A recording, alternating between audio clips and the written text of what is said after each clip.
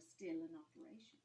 So it's very easy with your self-talk, start giving out to yourself and saying, I'm such an idiot, why did I do that? But as you said, these things are incredibly sophisticated. They look like the real deal. And at the end of the day, it's very, very difficult to tell them apart. So is there any way that we can look for a signpost that can help us differentiate between a legit one and a scamming one? Yeah.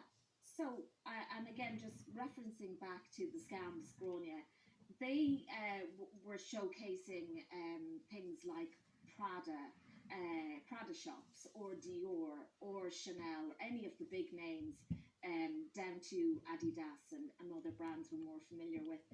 And somebody browsing this particular site would see something that looks like this is a very credible and real Prada site, and suddenly I'm able to buy a Prada dress that would retail for around £5,000 for around €800, and you're thinking, oh my God, is this an outlet store? Because this happens. We hear of stories of these prices coming down, and you're going to think, well, I can't. You pass this opportunity. You know, I'm going to have this amazing outfit, and this looks like a genuine site. And in a lot of cases, when people have put in their credit card details, they're taken to a payment system that's operated by either PayPal or Stripe, credible platforms for money transfers. And so you're all the time thinking, well, this has to be real. Yeah. And so what I would say, when you come across these sites, first of all, can you afford it? I mean, I certainly couldn't get a Prada dress if it was down to like €500.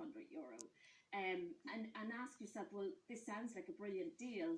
Is it too good to be true? And the answer most likely is absolutely yes. You know, these scammers are either going to take your money, or even more dangerous. And this is what this particular report found as well.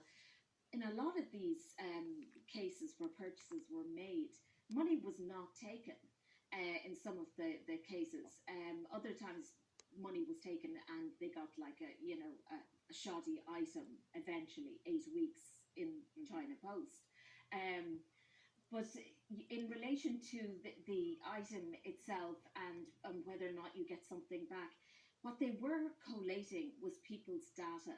So they had credit card details, Visa debit details, right down to the 3 numbers on the back of the card. So if you think you have made a purchase and you're not sure whether the site is real or genuine, and you'll feel it in your gut, you know, you'll have that kind of sinking feeling where you'll be like, oh my God, I think I made a dud deal here. Yeah, I got that. Yeah, immediately get onto your back.